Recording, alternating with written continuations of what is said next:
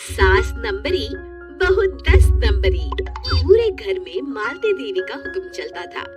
अपनी बड़ी बहू को वो टीवी के रिमोट की तरह कंट्रोल करती थी। चलो देर हो रही है, 12 बजे से पहले लड़की वालों के यहाँ पहुँचना है। हाँ हाँ चलती हूँ।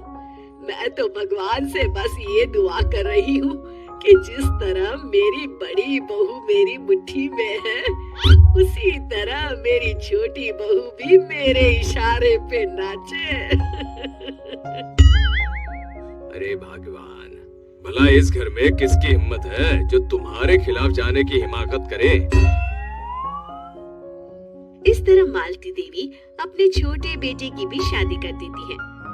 मालती की छोटी बहू फैशन डिजाइनर का कोर्स करके आई थी। उसका सपना था कि शादी के बाद वो अपना खुद का बुटीक खोले। एक दिन, क्या बात है छोटी, तू तो एक से बढ़कर एक डिजाइन बना लेती है। इसमें कौन सी बड़ी बात है दीदी, आप चाहे तो मैं आपको भी सिखा सकती हूँ। हाँ, फिर हम दोनों मिलकर एक बुटीक खोल लेंगे। लेकिन दीदी, उसके लिए तो बहुत पैसे लगेंगे। हाँ तो क्या हुआ, पैसे माँ जी से ले लेंगे। हाँ हाँ, मेरे पास तो पैसों का पेड़ है ना, तोड़ के तुम दोनों को दे दूंगी। मेरी एक बात अच्छी तरह समझ लो, मैं तुम दोनों को एक ढेला भी नहीं देने वाली, बड़ी आई बुटीक खोलने वाली। ये आप क्या कह रही हैं माँ जी, आप हमारी मदद नहीं करेंगी तो कौन करेगा? अरे अगर बुटीक खोलने का इतना ही शौक है तो अपने माँ बाप से पैसे क्यों नहीं मांग लेती? मेरे पैसों पर क्यों आंख गड़ाए बैठी हो तुम दोनों? इस तरह अपने इरादे स्पष्ट करके मालती देवी वहाँ से चली जाती है। अरे ये क्या दीदी, माँ जी तो साफ मुकर गई, अब हम क्या करेंगे? तू चिंता मत कर, बुटीक तो खुल के ही रहेगा। कहते हैं कि घी जब सीधी उंगली से नहीं निकलता तो उसे उंगली टेढ़ी करके निकालना चाहिए। माँ जी अपने आप को समझती क्या है? पूरी सोसाइटी जानती है कि माँ जी ने अपनी सास को घर से निकालकर उनकी दौलत पर कब्जा कर लिया है। हाँ दीदी, अब तो जैसे को तैसा करना पड़ेगा।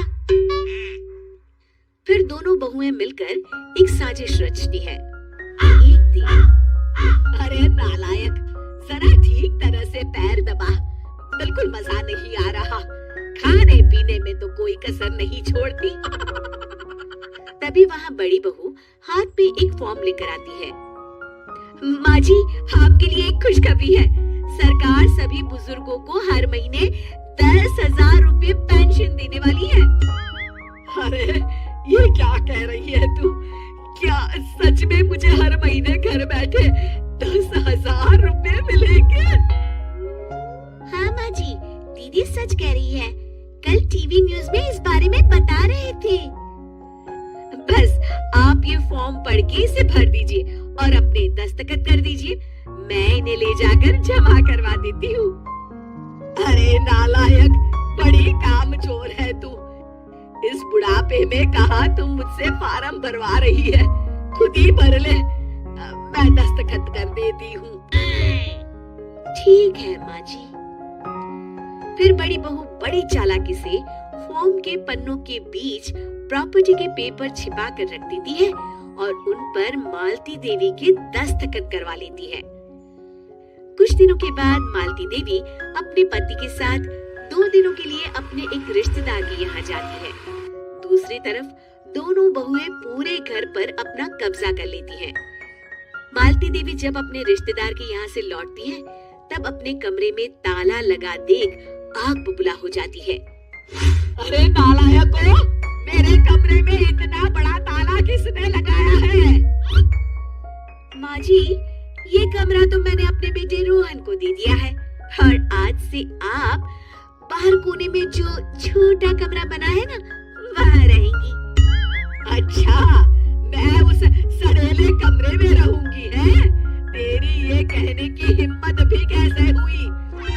और मेरी इजाजत के बिना मेरा कमरा देने वाली तू होती कौन है? लगता है तू भूल गई, इस घर की मालकिन मैं हूँ। तभी वहाँ छोटी बहू आती है। अरे माँ जी, आप इस घर की मालकिन नहीं हैं। अब इस घर की नई मालकिन हम दोनों बहुएं हैं। ये देखिए, इन प्रॉपर्टी के पेपर पर आप ही के दस्तखत हैं। अरे भाग्यवान, ये तुमने क्या कर दिया? दस्तखत करने से पहले एक बार ठीक से पढ़ तो लेती। अरे लेकिन मेरी बहुएं मेरे साथ ऐसा कैसे कर सकती है? अरे तो इसमें कौन सी अचरज की बात है? तुमने भी तो अपनी सास को घर से बाहर निकाल दिया था। टूटा फूटा ही सही, शुक्र करो कि इन दोनों ने कम से कम हमें रहने के लिए कमरा तो दिया। तुमने तो अपनी सास को वो भी नहीं दिया था। आज समझ में आया, जैसी करनी वैसी भरनी। चलो अपना सामान उठाओ और चलते हैं।